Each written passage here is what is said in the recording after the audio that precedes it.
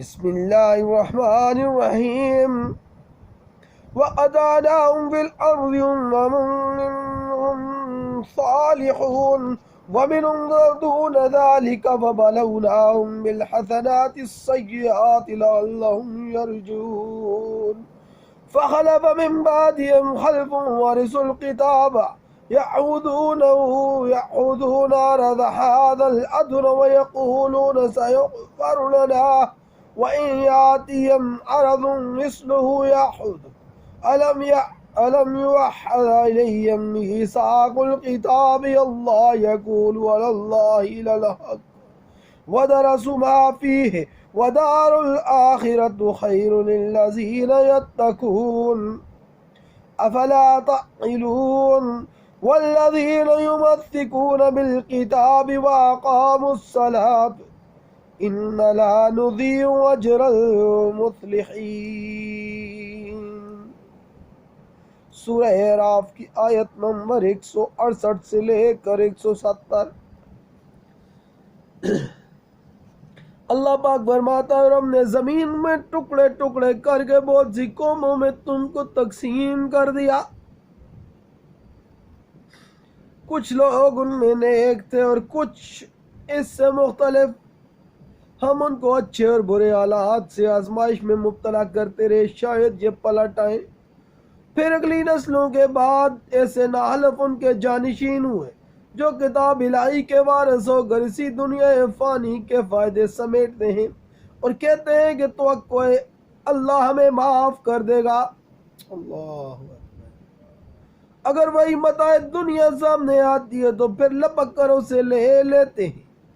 کیا ان سے کتاب کا عہد نہ لیا جا چکا کہ اللہ کے نام پر وہی بات کہیں جو حق، اور وہ خود پڑھ چکے ہیں کہ جو کتاب میں لکھا ہے۔ آخرت کی قیام گاہ تو خدا ترس لوگوں کے لیے ہی بہتر ہے۔ کیا تم اتنی سی بات نہیں سمجھتے ہو؟ جو لوگ کتاب کی پابندی کرتے ہیں اور جنہوں نے نماز قائم کر رکھی ہے، یقیناً ایسے نیک کردار لوگوں کا اجر ہم ضائع نہیں کریں گے۔ یہ آیات مدنی ہے۔ موسیٰ علیہ السلام کے بعد بنی اسرائیل کے قصے کو مکمل کر دیا جائے۔ اس وقت کے حالات ہیں جب یہودی اس کرۂ ارض پر دور دور تک پھیل گئے۔ ان کی مختلف جماعتیں بن گئی تھیں، انہوں نے مختلف مذاہب اور عقائد اپنا لیے تھے، ان کے مسلک و مشرب مختلف ہو گئے تھے۔ ان میں سے کچھ لوگ نیک تھے، کچھ عام لوگ تھے۔ کہیں ان کی آزمائش ہوتی رہی، کبھی خوشحال بن کر انہیں آزمایا جاتا، کبھی بدحال بنا کر انہیں آزمایا جاتا، تاکہ وہ راہ راست کی طرف لوٹ آئیں اور راہ ہدایت پالیں اور سیدھے رستے پر چلیں۔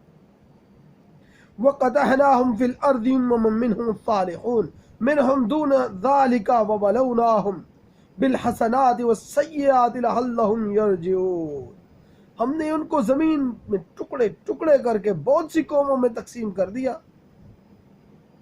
کچھ لوگ ان میں نیک تھے، کچھ اس سے مختلف، اور ہم ان کو اچھے اور برے حالات سے آزمائش میں مبتلا کرتے رہے، شاید کہ یہ پلٹ آئے۔ اللہ کی طرف سے آزمائش بھی ایک قسم کی رحمت ہوتی ہے۔ ان آزمائشوں کی وجہ سے انسان مسلسل اللہ کو یاد کرتا رہتا ہے، انسان غافل نہیں رہتا، کیونکہ غافل لوگ ہلاکت میں جا پڑتے ہیں۔ اللہ فخلف من بعدهم خلف ورثوا الكتاب يأخذون عرض هذا الأدنى ويقولون سيغفر لنا إن يأتيهم عرض مثله يأخذوه۔ پھر اگلی نسلوں کے بعد ایسے ناحلف ان کے جانشین ہوئے جو کتاب الہی کے وارث ہو کر اس دنیا فانی کے فائدے سمیٹتے ہیں، کہہ دیتے ہیں توقع ہے کہ ہمیں اللہ معاف کر دے گا، ہمیں معاف کر دیا جائے گا۔ اگر وہی متاع دنیا سامنے آتی ہے پھر لپک کر اسے لے لیتے ہیں۔ آج کل ہمارے مسلمانوں کا بھی یہ حال ہے کہ ہم نہ نماز پڑھتے ہیں، نہ روزہ رکھتے ہیں، نہ اللہ کی طرف رجوع کرتے ہیں، تو جب بھی ان سے بات کہو تو کہتے ہیں، ہدایت کی بات کو تو کہتے ہیں کہ یار کیا پتا کہ شاید اللہ اسے معاف کر دے، شاید اللہ مجھے معاف کر دے، کوئی میری بات اس کو پسند آ جائے۔ یہ مسلمانوں ذرا غور کرو اس آیت پر کہ اللہ پاک کیا فرماتے ہیں۔ اللہ پاک نے تو واضح فرما دیا صاف صاف الفاظ میں فرما دیا کہ انسان تو غافل ہے، آزمائش میں اس کو ڈالا جاتا ہے،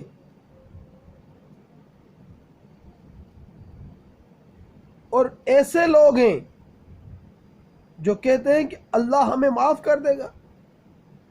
اللہ نے تو وعدہ کیا ہے کس کا؟ اللہ واضح طور پر فرماتا ہے کہ دنیا تو آخرت کی قیام گاہ ہے، خدا ترس لوگوں کے لیے ہے کہ تم اتنی سی بات بھی نہیں سمجھتے۔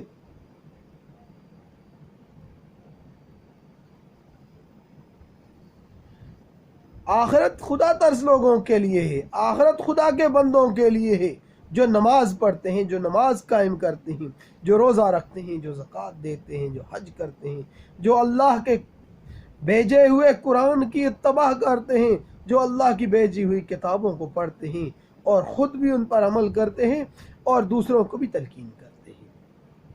اللہ نے تو واضح طور پر کہہ دیا۔ پھر اگلی نسلوں کے بعد ایسے نالف ان کے جانشین ہوئے جو کتاب الہی کے وارث ہو کر اس دنیا فانی کے فائدے سمیٹتے ہیں، کہہ دیتے ہیں کہ توقع ہے کہ ہمیں اللہ معاف کر دے، اور اگر وہی متاع دنیا سامنے آتی ہے پھر لپک کر اسے لیتے ہیں۔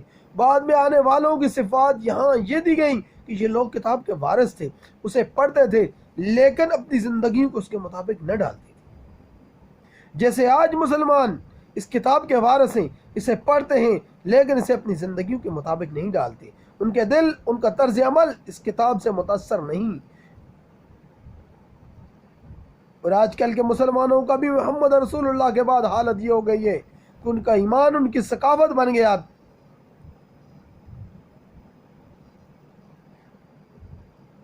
پہلے محمد رسول اللہ کے وقت مسلمانوں کی حالت یہ تھی، ان کا ایمان ان کی ثقافت بن گیا تھا، ایک علم تھا جسے وہ پڑھتے تھے، لیکن جب وہ مقاصد دنیاوی میں سے کوئی بھی مقصد دیکھتے تو اس کی طرف کبھی نہ لپکتے۔ لیکن آج کے لوگ جب بھی مقاصد دنیاوی کی طرف دیکھتے ہیں تو اس کی طرف لپک جاتے ہیں، چاہے جائز ہوتا ہے یا ناجائز۔ خوش فہمی یہ رکھتے ہیں کہ امید ہے کہ اللہ ہمیں معاف کر دے گا کیونکہ ہم مسلمان ہیں، ہم نبی کے امتی ہیں، ہم نبی کا کلمہ پڑھتے ہیں، لا الہ الا اللہ محمد رسول اللہ پڑھتے ہیں۔ اللہ ہمیں کبھی سزا نہیں دے گا، ہمارے اوپر کبھی عذاب نہیں بھیجے گا، ہم تو پیارے نبی کے بہت ہی لاڈلے امتی ہیں۔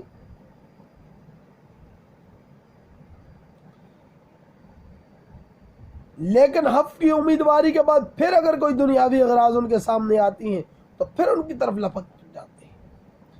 الم یعہد علیہم میثاق الکتاب اللہ یقول علی اللہ الا الحق ودرسوا ما فیہ، کیا ان سے کتاب کا عہد نہ لیا جا چکا کہ اللہ کے نام پر وہی بات کہیں جو حق ہے، اور یہ خود پڑھ چکے ہیں جو کتاب میں لکھا ہے۔ کیا کتاب میں ان سے وعدہ نہ لیا گیا تھا کہ وہ کتاب اللہ میں بھیجا دلیل اور حجت نہ کریں گے اور نصوص کے تقاضوں سے بچنے کے لیے حیلہ سازی نہ کریں گے، اللہ کی جانب سے سوائے سچائی کی اور کوئی بات نہ کریں گے۔ اس کے برعکس ان کا طرز عمل تو یہ ہے، دنیاوی مفادات دیکھتے ہی ان کی طرف لپک پڑتے ہیں، امیدیں یہ لگائے بیٹھے ہیں کہ شاید اللہ ہمیں معاف کر دے، شاید اللہ ہمیں بخش دے۔ جو اللہ کی طرف غلط باتیں منسوب کرتے ہیں اس میں اپنے آپ کو حق بجانب اس لیے قرار دیتے ہیں کہ وہ مغفرت کے بھیجا امیدوار ہیں، حالانکہ ان کو اس بات کا علم ہے کہ اللہ تعالیٰ توبہ کرنے والوں کو بے شک معاف فرماتا ہے، لیکن صرف ان لوگوں کو جو فی الحقیقت تائب ہو گئے ہوں اور انہوں نے عملاً معصیت کو چھوڑ دیا ہو، جبکہ ان کا طرز عمل ایسا نہیں۔ ان کا حال تو یہ ہے، کوئی ناجائز مفاد سامنے آتے ہیں جو لوگ بے چین ہو جاتے ہیں اور اس کی طرف لپکتے ہیں، حالانکہ انہیں کتاب اللہ کے احکام اور تقاضوں کا اچھی طرح علم ہوتا ہے۔ ہاں وہ پڑھتے ہیں، لیکن پڑھنا میں صرف اس شخص کے لیے مفید ہوتا ہے جس کے دل میں تعلیم اتر جائے۔ کہ یہ ایسے پڑھنے والے ہیں جن کے دلوں سے قرآن بہت دور ہے، یہ لوگ کتاب اللہ کی تدریس اس لیے کرتے ہیں کہ اس کی تعویل کریں اور اس کے مفہومات کو بدل دیں، اپنے مطلب کے فتوے کے ذریعے دنیاوی مفاد حاصل کرتے ہیں۔ اصل بات یہ کہ یہ لوگ دین کو محض پڑھنے کی خاطر پڑھیں، اسے اپنے نظریہ اور عقیدہ نہ بنائیں، وہ اللہ سے ڈریں اور اس کی سزا سے خائف ہوں۔ والدار الآخرۃ خیر للذین یتقون فلا تعقلون، آخرت کی قیام گاہ تو خدا ترس لوگوں کے لیے ہی بہتر ہے، کیا تم اتنی سی بات بھی نہیں سمجھتے؟ ہاں، یہ اصل بات دار آخرت کی ہے جو اللہ سے ڈرنے والے ہوتے ہیں، صرف ان کی روش میں آخرت کی بات ہوتی ہے، یہی لوگ دنیاوی مفادات کی کشش کے دائرے سے باہر نکل سکتے ہیں۔ دل کوئی نظام زندگی اس کے سوا درست نہیں ہو سکتا۔ انسان کے نفس اور اس کی نفسیات، اس کی عملی زندگی کی اصلاح بھی صرف فکر آخرت سے ہو سکتی ہے، ورنہ بتایا جائے وہ کون سا جذبہ ہو سکتا ہے جو انسان کے تمام اغراض گھیر لینے سے روک سکتا ہے؟ وہ کیا چیز ہو سکتی ہے جو انسان کو طمع و لالچ سے روک دے اور دوسروں کے حقوق پر دست درازی سے روک دے؟ اور وہ کیا چیز ہے جو دل کو مرغوبات سے روکے، نفس انسانی کی شہوتوں پر کنٹرول کرے، زندگی کی اس ذہان خیز کشمکش میں انسان کو ایک اطمینان بخش سکے؟ صرف اجر اخروی کی امید ہے جس کی وجہ سے انسان اخروی مفاد کی خاطر دنیا کی محرومیاں برداشت کر سکتا ہے۔